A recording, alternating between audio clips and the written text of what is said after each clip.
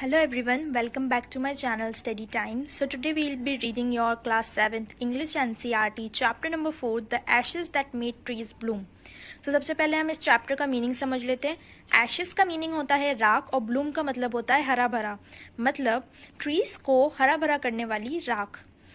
This is a story about an honest and hard-working old couple and their pet dog. The neighbors are troublesome and the dog dies a sad death.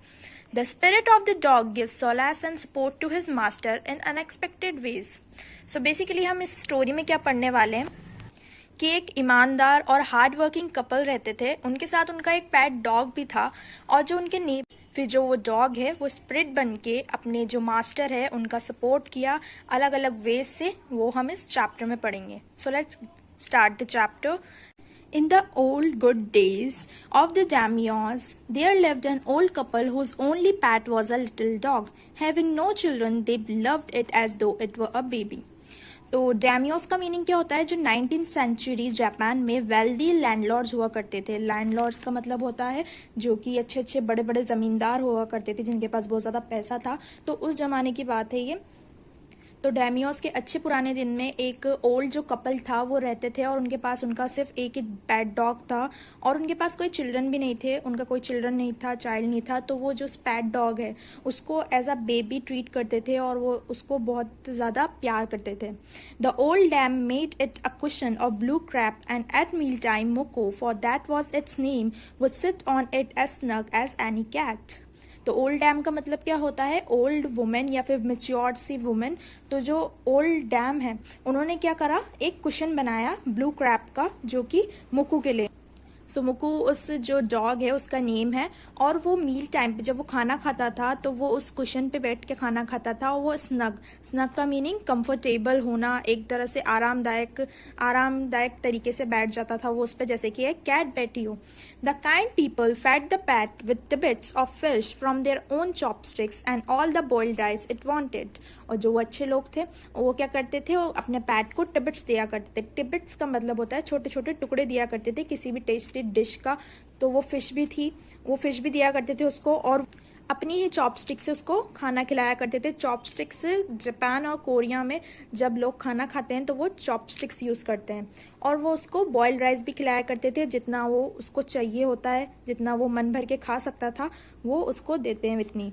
Thus treated, the dumb creature loved its protectors like a being with a soul. वो जो old couple है वो उस डम creature means बेजुबान जानवर को भी इतना प्यार करते थे, प्रोटेक्ट करते थे उसको. सो इन रिटर्न जो वो डॉग है वो भी उनसे बहुत ही ज़्यादा प्यार करता था और उनसे बहुत ही ज़्यादा उसको एक अटैचमेंट थी. The old man, being a rice farmer, went daily with hoe or spade into the fields, working hard from morning until Otantosama, as the sun is called, had gone down behind the hills.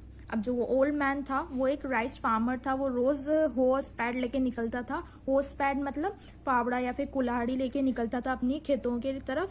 और वो इतना work hard करता था जैसे कि सुबह से लेके, और टैंटोसामा का मतलब होता है सूरज जब तक हिल्स के पीछे ना छुप जाए या फिर रात ना हो जाए तब तक वो इतना हार्ड वर्क करता था from morning. Every day the dog followed him to work, never one harming the white heron that walked in the footsteps of the old man to pick up the worms. तो जो वो dog था वो भी अपने जो master है उनके साथ रोज उनको फॉलो करता था वर्क पे, पर वो कभी भी जो है हिरन्स को, वाइट हिरन्स को हार्म नहीं करता था. हिरन्स मतलब बगुले होते हैं ना, उनको हार्म नहीं करता था. वो पीछे पीछे अपने मास्टर के चलता रहता था. अब बेसिकली जो उनके मास्टर हैं वो जब चला करते थे तो उनके जो फुट स्टेप से जो है एक पर्टिकुलर जगह की जो है मिट्टी हट जाया करती थी. तो उस मिट्टी में से जब हट जाया करती थी तो नीचे से वॉर्म्स वगैरह आ जाया करते थे. तो वो वॉर्म्स खाने वहां पे बगुले आते थे या फिर हेरन्स आते थे. तो उनको वो डिस्टर्ब नहीं करता था, वो इतनी धीरे से निकलता था वहां से. For the old fellow was patient and kind, everything that had life, and often turned up sawed on purpose to give food to the birds. अब जो वो ओल्ड मैन है वो बहुत ज़्यादा अच्छे हैं, काइंड है, पेशेंट है सबके साथ जिनके अंदर लाइफ है, एवरीथिंग जिसके अंदर लाइफ है. एंड ऑफन टर्नड अप का मतलब होता है डग अप या फिर गड्ढा वगैरह खोद देते थे वो। सॉट ऑन पर्पस, जानबूझ के, इंटेंशनली जो है सॉट, सॉट का मतलब होता है घास का ढेरा है तो वो वहां से जो है घास हटा दिया करते थे और नीचे से जो है वॉर्म्स निकल के आ जाया करते थे उस गड्ढे की वजह से, उससे जो है वो बर्ड्स को अपना खाना मिल जाया करता था। One day the dog came running to him, putting his paws against his legs and motioning with his head to some spot behind। अब एक दिन जो है उनका डॉग उनके पास भग के आता है और वो जो अपने पॉज मतलब पंजे अब उनके लेग्स पे रखता है और मोशन करने लग जाता है, अपना जो हेड है वो हिलाने लग जाता है और वो चाहता है कि वो एक पर्टिकुलर स्पॉट पे जो कि वो बता रहा है वो वहां पे उसके मास्टर को ले जाना चाहता है। The old man at first thought his PAT was only playing and did not mind it. पहले तो जो ओल्ड मैन उनको लगा कि उनका पैट सिर्फ खेल रहा है, मस्ती कर रहा है और वो उन्होंने उसकी बात पे ध्यान नहीं दिया ज्यादा। But the dog kept on whining and running to and fro for some minutes. अब जो है वो डॉग है वो रुका नहीं, वो एक तरह से इधर उधर टू एंड फ्रो मोशन करना मतलब इधर से उधर 4-5 मिनट तक ऐसे करता रहा और अपना सर हिलाने लगा, बहुत ज्यादा हिल रहा था।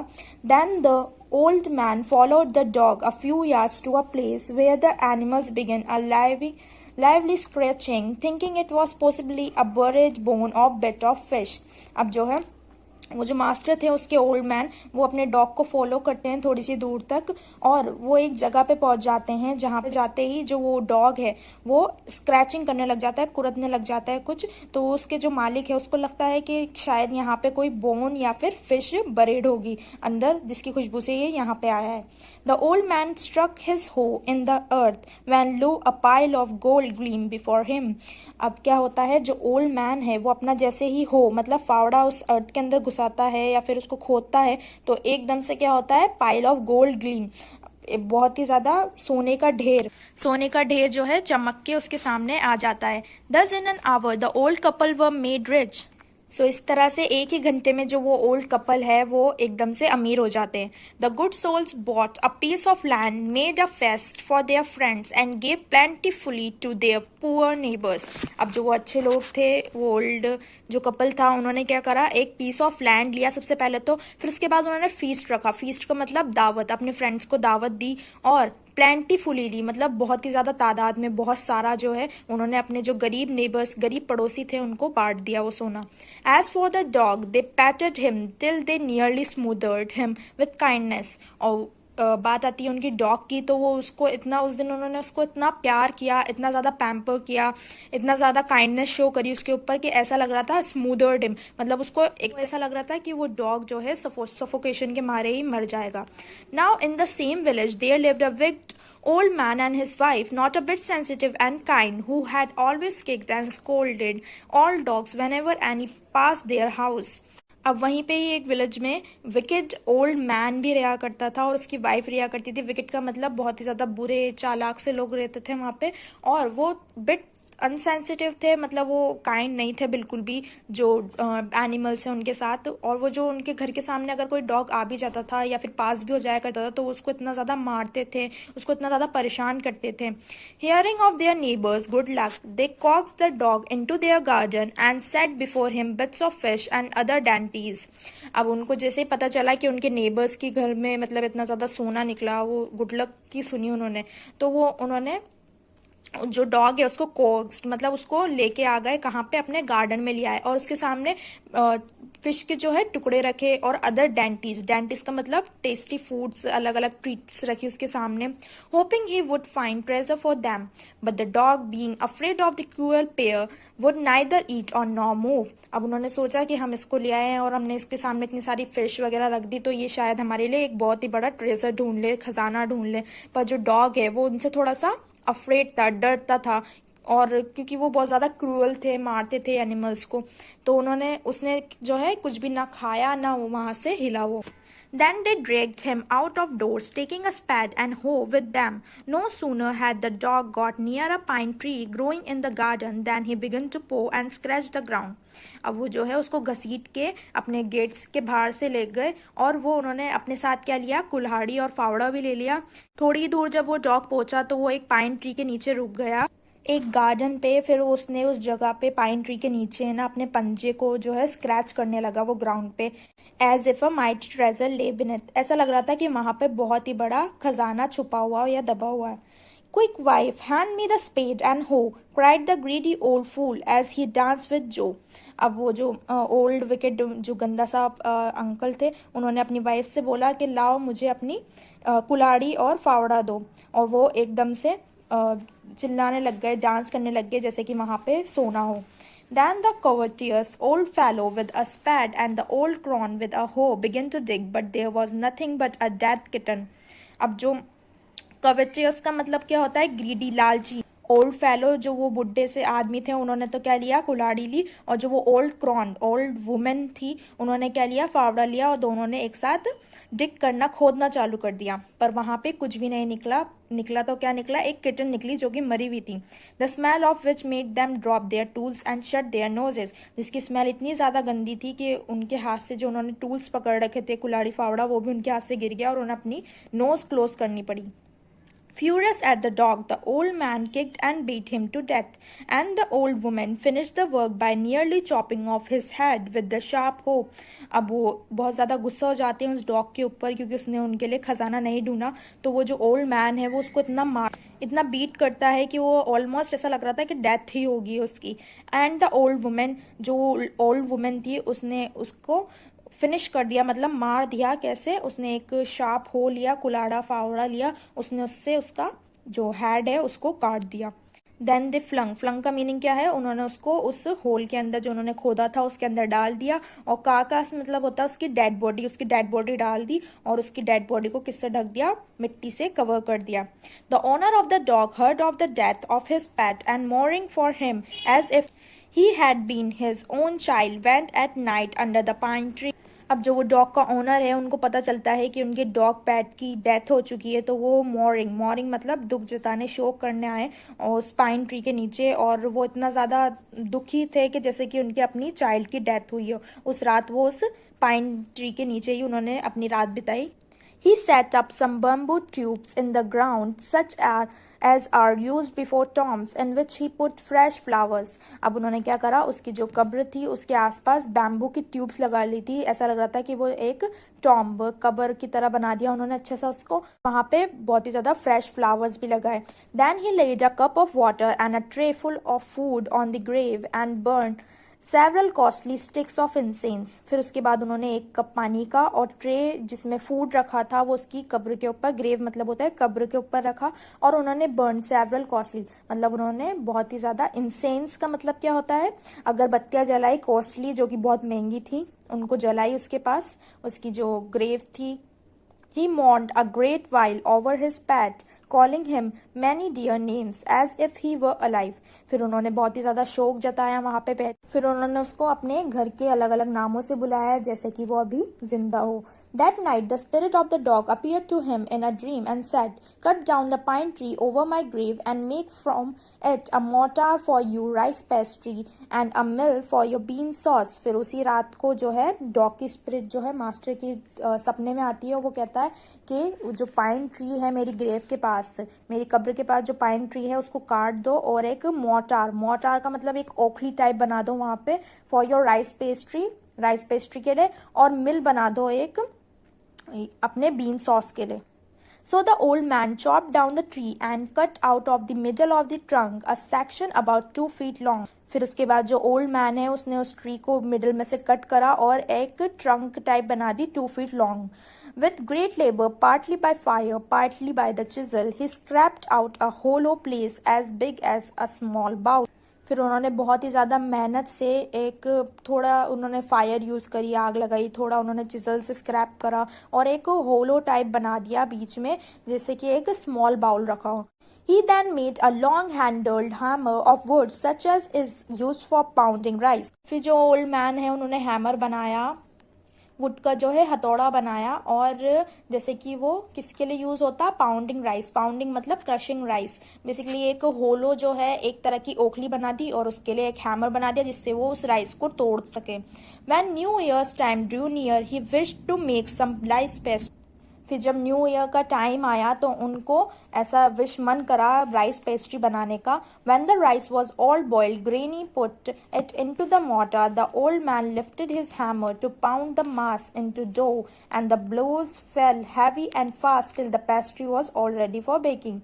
अब जो है उन्होंने क्या करा, सबसे पहले जो राइस है उसको बॉईल करी, फिर ग्रैनी ने उसको मोटा में डाली, जो ओखली बनाई थी उन्होंने उसमें डाली. फिर जो ओल्ड मैन है उसने हैमर से उसको एक तरह से मास डो बना दिया, मतलब एक आटे की तरह बना दिया, बिल्कुल पीस दिया उसको. ओल्ड मैन है उन्होंने फटाफट से एक डो तैयार कर दिया पेस्ट्री बेक करने के लिए.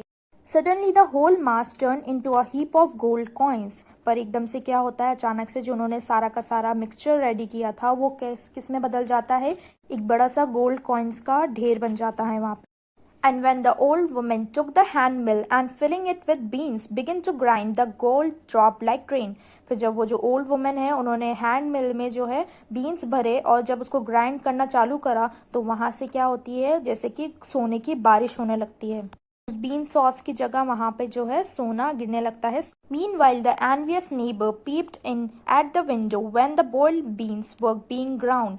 फिर उसी टाइम पे जो एनवियस का मीनिंग होता है जो किसी से जेलस होते हैं, तो वो जो जेलस नेबर्स हैं वो वही विकेट वाले, वो उनकी विंडो में से पीप मतलब झांक के देखते हैं और वहां पे देखते हैं वो कि वहां पे बॉइल्ड बीन्स जो है उनको पीसा जा रहा है. Goody me, cried the old hag as she saw each dripping of sauce turning into yellow gold until in a few minutes the tub under the mill was full of shining mass of gold. गुडी का meaning होता है जो दो लोग बाहर खड़े थे उनमें से एक जना बोला, क्राइड द ओल्ड हैग. हैग का मीनिंग होता है अगली. तो वहां पे जो वो वुमेन खड़ी थी जो कि अगली वुमेन थी, वो देखती है कि वो जो सॉस है वो किसमें टर्न हो जाता है, येलो गोल्ड में. जो वो बीन्स का सॉस बनाने वाले थे बॉइल्ड बीन्स का, वो एक येलो गोल्ड में कन्वर्ट हो जाता है. और 5 ही मिनट में जो उन्होंने टब लगाया था उन्होंने उस सॉस को कलेक्ट करने के लिए, वहां पे जो है शाइनिंग मास ऑफ गोल्ड इकट्ठा हो जाता है बहुत सारा वहां पे. So the old couple were rich again. The next day, the stingy and wicked neighbor came and borrowed the mortar and magic meal. अब जो वो old couple है वो वापस से rich हो जाते हैं और दूसरे ही दिन जो stingy का मतलब मिजरीली या फिर बहुत गंदे से जो wicked neighbors थे उनके, वो आते हैं उनकी मिल में और क्या लेके जाते हैं, उनसे मोटार और मैजिक मिल को ले जाते हैं, बोरो कर लेते हैं जो कि उन्होंने पाइन ट्री से बनाया था. They filled one with boiled rice and the other with beans. अब वो भी सेम करते हैं, एक को वो भर देते हैं boiled rice से और दूसरे को वो भर देते हैं beans से. Then the old man began to pound and the woman to grind. फिर जो old man था वो तो क्या करता है, वो राइस है उसको पाउंड करने लग जाता है, मतलब ग्राइंड करने लग जाता है उस राइस को, और जो वो ओल्ड वुमेन है वो एक तरह से एक पेस्ट बनाने लग जाती है बीन्स का. But at the first blow and turn the pastry and sauce turn into a foul mass of worm. फिर जो पहली बार में जो उनका जो पूरा मटेरियल निकला तो उसमें क्या था, उन्होंने तो सोचा था कि उनके सोने निकलेंगे, बट उन्होंने उनका मिश्रण देखा जो कि वो उन्होंने ग्राइंड करने के लिए रखा था, तो उसमें जो है सोने की जगह, गोल्ड की जगह क्या निकला, जो है कीड़े मकोड़े, गंदे से कीड़े मकोड़े निकल गए उनके. Still more angry at this they chop the mill into pieces to use as firewood. अब उनको और गुस्सा आ जाता है इस चीज, तो वो क्या करते हैं, उस जो मिल थी तो उसको तोड़ फोड़ के फायरवुड की तरह यूज करने के लिए अपने घर ले जाते हैं. So children, this is your overall first part and the next part we'll be continuing in the next video. So stay tuned and thanks for watching.